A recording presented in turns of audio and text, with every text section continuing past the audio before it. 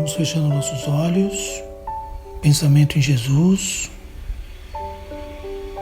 Vamos livrando nosso pensamento de qualquer coisa ruim, agradecendo por este momento, nos unindo em pensamento com familiares, amigos e inimigos, fraternalmente com muito amor.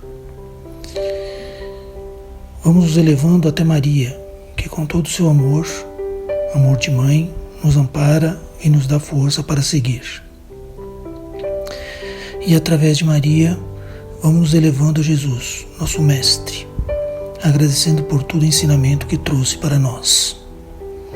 E através de Jesus, chegamos humildemente a Deus, agradecendo por tudo que somos e por tudo que temos. E com a prece que Jesus nos ensinou, vamos iniciar nossos trabalhos. Pai nosso que estás no céu, santificado seja teu nome. Venha o teu reino, seja feita a tua vontade, assim na terra como no céu. O pão nosso de cada dia dá-nos hoje. Perdoa nossas dívidas, assim como perdoamos aos nossos devedores.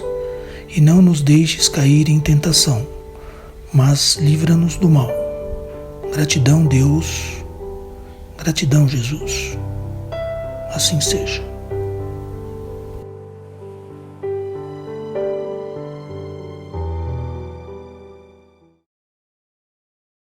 Saudações, irmãos de caminhada.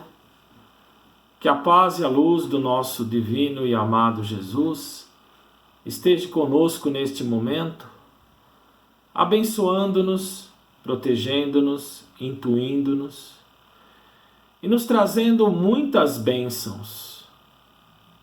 O meu nome é Rogério e eu sou voluntário do Centro Espírita Redentor, e é com imenso amor e carinho que estou aqui para compartilhar um ensinamento no Evangelho segundo o Espiritismo, do capítulo 16, que fala da parábola do rico e insensato e Jesus na casa de Zaqueu. Uma grande multidão caminhava com Jesus. E ele ouve: Mestre, dizei ao meu irmão que divida sua herança comigo. E Jesus lhe responde: Homem, quem me designou juiz ou árbitro entre vocês? Mas então ele disse: Cuidado, fiquem de sobreaviso contra todo tipo de ganância. A vida de um homem não depende da quantidade de bens que ele possui. Ou seja, a felicidade de alguém não está condicionada à sua posição social, ao seu poder aquisitivo. O dinheiro dá conforto, mas não felicidade. E Jesus começa a discorrer a parábola. Na terra, certo homem rico produziu muito mesmo. E ele pensou lá consigo mesmo: o que vou fazer?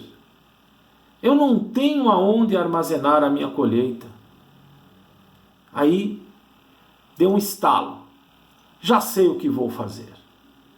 Eu vou derrubar todos os meus celeiros e vou construir outros bem maiores.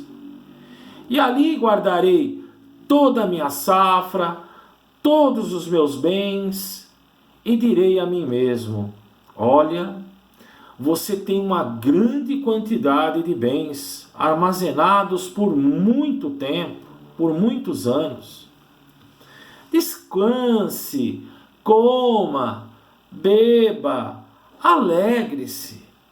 Contudo, Deus lhe disse: insensato, tolo, não sabe que sua vida será tirada esta noite. Então, com quem ficará aquilo que você produziu? Meus queridos, o agricultor que tinha sido tão hábil administrando a sua propriedade, tornou-se muito simples, muito ingênuo no gerenciamento de sua vida. Por quê? Porque ele cometeu alguns equívocos infantis. Qual foi o primeiro equívoco? Ele cometeu o engano de pensar que era dono de toda a riqueza. Olha o que ele diz no pronome da primeira pessoa. Minhas colheitas, meus bens, meus celeiros e até a minha alma. E sabemos que nós não somos dono nem do nosso próprio corpo físico, porque vira pó quando nós desencarnamos aqui na Terra. Este homem, ele foi de muita arrogância, ingrato, como somente ele tivesse conseguido tudo isso. Em nenhum momento ele ergue os olhos para o céu e agradece a Deus pelas chuvas, pelas estações frutíferas. Qual foi um outro equívoco que este homem, nosso agricultor, cometeu? A tolice de pensar consigo mesmo sobre a disposição que lhe deveria dar sua grande colheita. Ele não pensou nos celeiros vazios daquelas pessoas lutadoras, daquelas pessoas pobres, sofredoras. Ele só pensou em si mesmo. E qual foi mais um equívoco que ele cometeu? Outra tolice em achar que tudo o que ele precisava poderia ser colocado em um celeiro. E ele pensava que essas coisas significavam conforto assegurado, felicidade e segurança. E como já foi dito, a riqueza pode nos dar conforto, felicidade não. Em que mundo este nosso agricultor vivia? Certamente havia ali praga, seca, inundação, roubos. Diante de toda esta questão, é possível ter segurança nas coisas materiais? Para a gente refletir. Finalmente, o nosso agricultor bem-sucedido, ele se esqueceu-se do tempo e da morte. Ele estava pensando em muitos anos de vida aqui sobre a terra. Mas Deus lhe disse que ele não teria nem mais um dia. Como é dito nos ditados populares, a sua riqueza foi para um lado e ele foi para outro. Porque sabemos que não há bolso em mortalha e nem gaveta em caixão.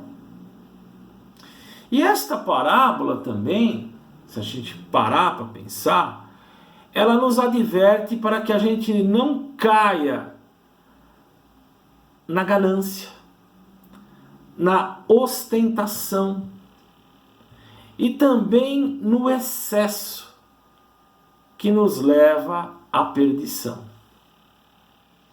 Ela não diz que nós não devemos ter posses.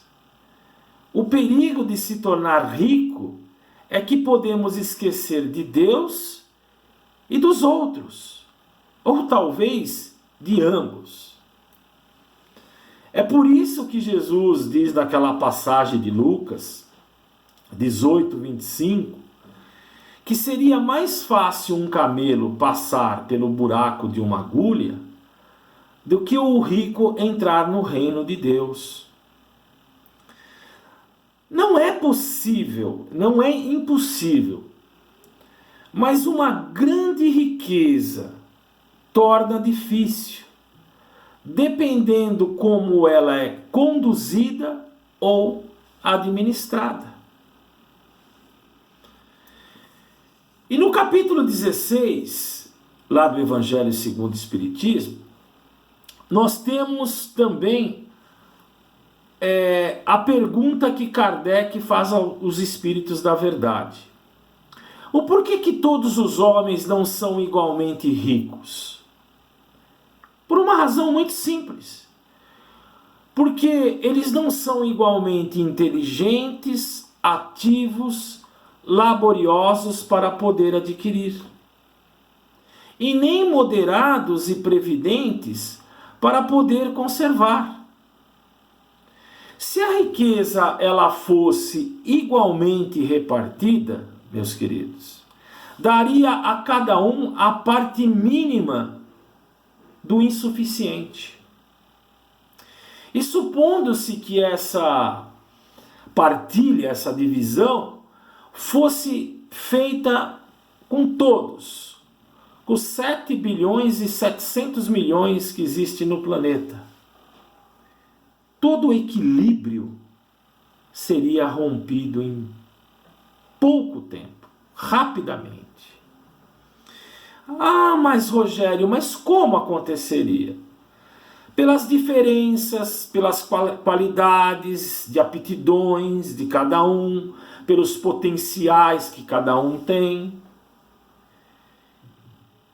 E se fosse possível e durável, este equilíbrio, ou seja, a riqueza dividida, daria a cada qual o mínimo do necessário. Não haveria mais estímulo que impulsiona as grandes descobertas, as grandes invenções para a humanidade que precisa alavancar o progresso. Se Deus a concentra em certos pontos, é para que ela se expanda em quantidade suficiente, de acordo com as necessidades. Ah, mas vocês podem estar se perguntando, mas por que, Rogério, que Deus dá riqueza a pessoas incapazes de fazê-la frutificar para um bem comum de todos, para o bem geral de uma nação? Eis aí uma prova da sabedoria divina e da bondade de Deus, dando ao homem aquele famoso livre-arbítrio. Quis ele chegasse pela sua própria ação, estabelecendo a diferença entre o bem e o mal, de tal maneira que a prática do bem fosse resultado de seus próprios esforços, de sua própria vontade e decisão, e não por imposição de Deus. Então a riqueza, meus queridos, é um meio que Deus se utiliza para aprovar o homem moralmente. E a riqueza também, em contrapartida, é um poderoso meio de ação para que o mundo progrida. Deus não quer que ela fique por muito tempo improdutiva. Este é o motivo pela qual está sendo sempre transferida. Quer ver um exemplo? Eu não sei se todos vocês sabem. Nós tivemos na década de 20, precisamente em 1929, a queda abrupta da Bolsa de Valores de Nova York, aonde levou os Estados Unidos totalmente à bancarrota. Por quê? Porque os americanos descobriram um método fácil de ganhar dinheiro: compra e venda de ações. E esse processo ele começou a ficar galopante, muito rápido. E o povo americano começou a partir de um princípio de vender as coisas que tinha dentro de casa, para transformar em ações e assim ter o lucro significativo que eles estimavam. E aí, num dado momento, economicamente falando, travou tudo. E aí aquelas pessoas que tinham investido em ações, elas foram resgatar o dinheiro. E aonde que estava o dinheiro? Não existia mais dinheiro, só existia papéis. Muitas pessoas foram levadas ao suicídio e à loucura. E os Estados Unidos demorou lentamente para restabelecer a sua economia. Foi a passos muito lentos. Olha que coisa. Vocês já imaginaram se todos fossem ricos ao mesmo tempo? Ninguém trabalharia. Em consequência, não haveria progresso nenhum na Terra. E aconteceria de forma lenta. É assim que aquele que é hoje não é rico, ou já foi, ou será em outra existência. Aquele que hoje tem posses poderá não ter amanhã. Mas isso não é uma via de regra. O pobre não tem motivo para blasfemar ou acusar a Deus. E também nem invejar os ricos. E nem tampouco o rico tem motivos para pisar na garganta do menos favorecido, impondo as suas vantagens. Porque todos, meus queridos, num determinado tempo, esta oportunidade vai ter para todos de administrar as coisas materiais e temporais do mundo. Qual seria o objetivo da pobreza? Desenvolver a paciência, a resignação, ou seja, não se lamentar, não se rebelar contra a sabedoria divina, que não mantém privilégios. E o objetivo da riqueza? Desenvolver a caridade, a abnegação, isto é, desprender-se das coisas materiais. Nós vimos no início o comportamento do nosso agricultor diante da riqueza, mostrando-se muito insensato e tolo. Agora veremos como se comporta Zaqueu, um rico cobrador de impostos. Jesus entra triunfante em Jericó e atrai uma grande multidão para ele. E havia nessa cidade um cobrador de impostos, que era muito odiado pelo povo. E este cobrador de impostos, ele era de baixa estatura. E como a multidão lotava os caminhos, ele olhou para baixo, mas não pôde. Tentou saltar, mas também não conseguiu vê-lo. Olha só. Mas atraído pelaquela extraordinária mensagem de Jesus, ele subiu numa figueira mais alta daquele caminho para ver Jesus passar. E Jesus percebe a emoção, a sensibilidade de Zaqueu em sua intimidade. Para e diz: Zaqueu, desce logo dessa figueira, pois terei um prazer imenso em dormir em sua casa hoje. E Jesus se dirige a ele muito tranquilo e, sem nenhuma formalidade. ele chega, a multidão que o acompanha é tomada de muito espanto, fica perplexa. E automaticamente já grita para os discípulos: olha, o teu mestre desacata as leis. Será que ele não sabe que este homem é um pecador? É um cobrador de impostos? Este homem é um miserável que nos leva a uma situação de exaustão, de desespero, de sofrimento. Lembrando que naquela época, todas as questões políticas e religiosas eram elevadas nos mesmos patamares. Então não se tinha referência. E Jesus ali não diz nada. E Zaqueu se justifica: olha, Senhor, eles me acusam de desonesto, mas se alguém levantar o braço aqui, dizendo que eu lhe devo uma moeda sequer, eu pagarei quadriplicamente e darei metade dos meus bens aos pobres. Eu não devo nada a ninguém.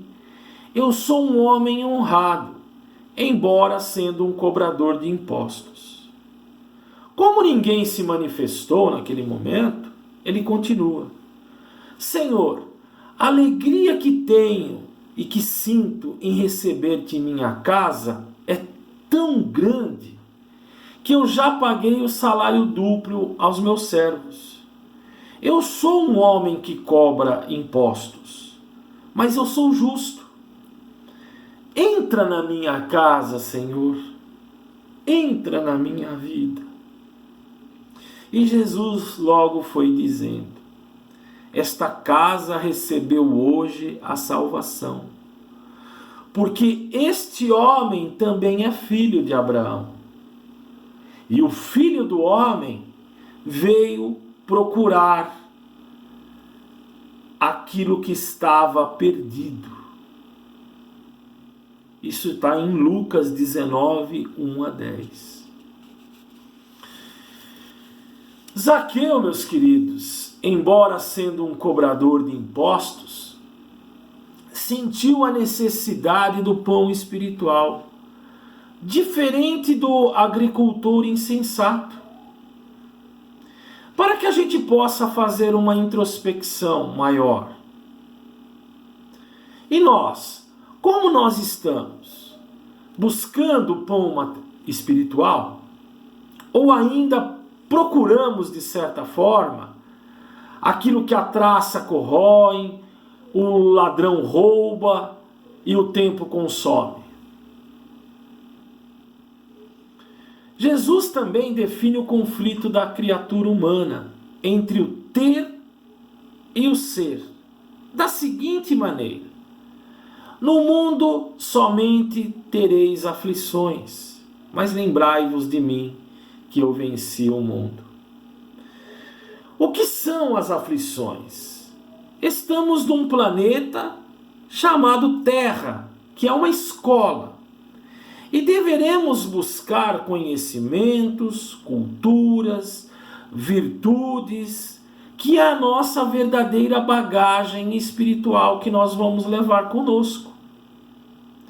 Ou seja, esse crescimento espiritual é que são os nossos verdadeiros desafios.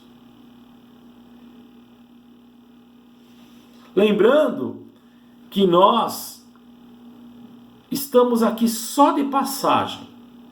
Qual que é o nosso objetivo? É crescer, é aprender, é evoluir, é amar incondicionalmente e depois voltarmos para casa.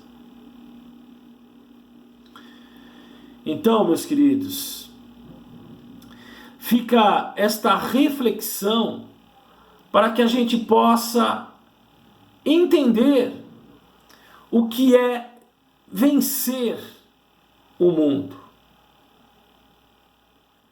Quando buscamos conquistar as coisas de fora e constatar que nada valem, descobrindo que a mais importante é a nossa paz interior. Então, eu pergunto, qual é a nossa verdadeira propriedade? É tudo aquilo que podemos levar desse mundo. Nada daquilo que é para o uso do corpo e tudo que é para o uso da alma. Igual eu estava dizendo, a nossa inteligência, os nossos conhecimentos, as nossas qualidades, os nossos potenciais divinos e morais. E isso, com certeza, ninguém vai nos tirar. Que busquemos primeiro o reino de Deus. E todas as outras coisas serão dadas para nós por acréscimo. Naturalmente. Então que possamos trazer Jesus, meus queridos, para a nossa casa. Mas não só a nossa casa material, mas também para a nossa casa mental. E para que Ele atue dentro do santuário do nosso coração. Que assim seja, meus queridos. Um beijo no coração de todos e um grande abraço fraterno.